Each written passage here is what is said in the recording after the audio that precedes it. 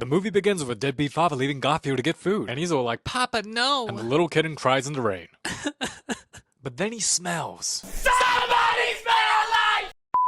And sees pizza and chases after it, as we're then introduced to John. The loner with no friends and family. Aww. Now, when's the last time you went to a restaurant seeing a kid impersonating as a chicken? They should have added babies crying and kids throwing a tantrum in the restaurant to make the scene more realistic. Trust me, John, you are not missing out. Hey, buddy.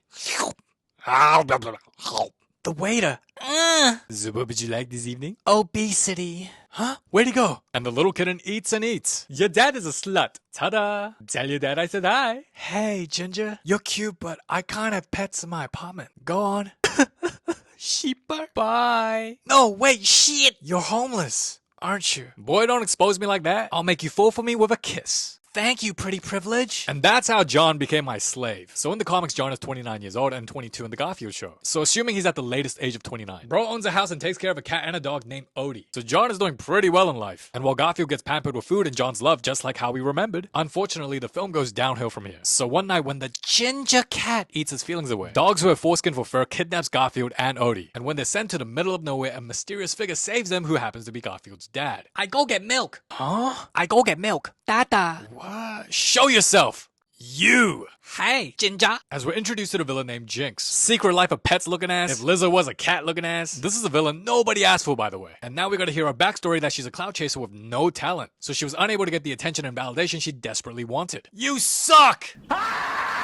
So she's depressed, sad, and hungry. And that's when Garfield's dad Vic lets her join the crew. So one day when they're stealing milk, and Jinx knew exactly what she signed up for, by the way. She drops the milk and she decides to pick it up. Like you could have just kept running, but no, she gets caught and gets sent to the pound, then blames it all on Vic when it was 100% her own fault. And because nobody wanted her, she never got adopted. So instead, she used the foreskin of them dogs to break out of prison. So her villain origin story is that she dropped the milk, then blamed everything onto somebody else. Huh? So she's like, Vic, because it's all your fault, you need to steal milk for me. What? Yeah, me too, Vic. This was exactly my reaction when I realized the rest of this film would be about stealing milk. Stealing milk? Who gives a shit about milk? Who wants to watch a movie about stealing milk? I'd rather watch Garfield get type 2 diabetes and start losing weight using Ozempic. What is this villain? Remember when villains actually had a backstory you could look at and say, hey, that's a pretty valid reason bro is how he is. The hell is this shit? So Jinx forces Garfield to cooperate with his dad to steal milk. So father and son is reunited for a lame-ass adventure. Have you ever jumped a train? I've never jumped. Meanwhile, John goes, huh? Food? But that fat ass never leaves food. Big boy? Big boy! And on their journey to steal milk from a farm. Another disappointing part of the film is that it just wasn't funny, as the film relies a lot of scenes around comedy. But because the jokes didn't land, I thought maybe it's because I'm a lot older now. So I watched my favorite Garfield film again that I enjoyed a lot as a kid, and I still found it pretty funny and entertaining.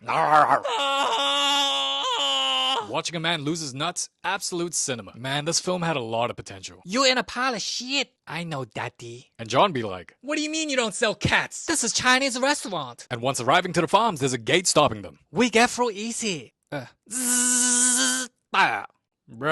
we're cooked. Then Garfield sees a bull that's a walking green flag that's been loyal to one cow his whole life. And you want to know what's hilarious about putting cows as important characters in a Garfield film? Garfield's favorite food is lasagna, which contains beef. He eats pepperoni, which has beef. And has meatballs, which is beef. Bro loves to eat cows all the time, and he's like, if you help us break in, we'll save your girl. Acting like he cares about cows to get help from a bull. But I bet Garfield likes Korean barbecue more than me. Meanwhile, John be like...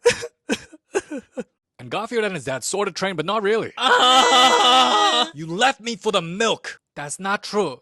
That night you so hungry, but I broke. And I so ugly, nobody give her food. And instead of using your cute face to get free food, my ugly ass decided to leave you and went out on my own. And when I got you the little tiny sardine that want to share to you, you gone. Then I noticed you use pretty privilege to find good slave who will feed you good food, something I couldn't do. And although it hurt me to see you love somebody else, I thought it's best you leave my broke ugly ass. I never knew. And now your belly bigger than mine. Then the bull instructs when they will break in, but the foreskin dogs eavesdrop the conversation to tell Jinx. Here. Ew, disgusting. Do you ever clean your sagginess? So Jinx snitches to the police to get Garfield and his dad caught and sent to the pound, which was a real plan the whole time. Officer, there are two thugs that were... Meow, meow, meow, meow. And one officer was able to translate the call using an app on a phone called Critter Talk, and is now targeting any trespasser. Boring. Who the hell cares? I think what makes Garfield so appealing is that he's relatable. Chilling on the couch, watching TV all day and eating Italian food is something everyone enjoys and can relate to. So no offense to cows, but I don't think anyone can relate to wanting to steal milk or rescuing a cow. Unless you're from Peter. I'd much rather watch Garfield go to an all-you-can-eat buffet and see him eat a whole cow in under 20 minutes. Anyway, the officer ends up finding them. You lucky I'm not Chinese. Yo, how is he not dead? Forgive me. Then the dad gets the keys and leaves Garfield behind again. No, wait.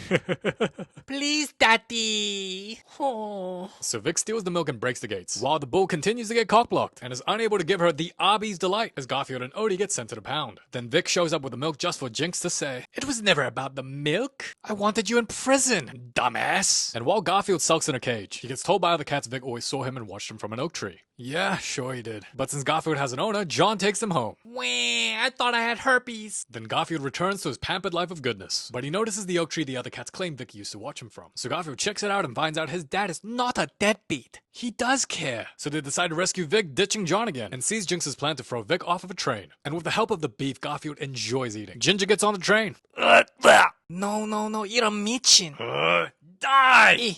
Oh no, we stuck. Where will you go now? Well, I have John's credit card. And with the power of cringe and Uber Eats, Garfield uses food to fight and rescue his daddy. as we then get a Looney Tunes ass moment that gets Garfield and his dad to bounce back onto the train. Shit. Ooh, your head's going to splat. I wish we could have spent more time together. Maybe in the next life. Damn, throw them off! They love each other. So?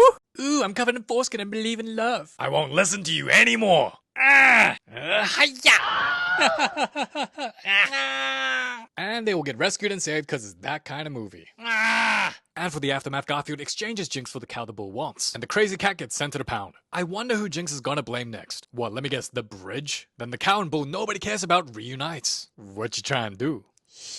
Oh, she want that meat. She want his Arby's. And he wants to drink that calcium. Never did I think I'd see two cows have a freak off in a Garfield movie. But here we are. Cause in a Garfield film, I thought I'd see them on the grill. And with a Rotten Tomato score of 36%, comment down below your thoughts on the film. Cause I think it had the potential to be so much more than a film spending an hour on stealing milk. Now usually my videos are a lot longer, but this one is shorter. And it's literally cause not much happens in this film and some scenes are kinda boring. As the film ends with Vic getting adopted by John, Jinx never being loved or adopted, and Garfield having a happily ever after. Thank you guys so much for watching. I'm pretty excited to show you next week's video as I promise it will be a lot funnier and a lot more voiceovers. Hope you guys have an amazing week. It's been your boy KC, and yeah, until next time.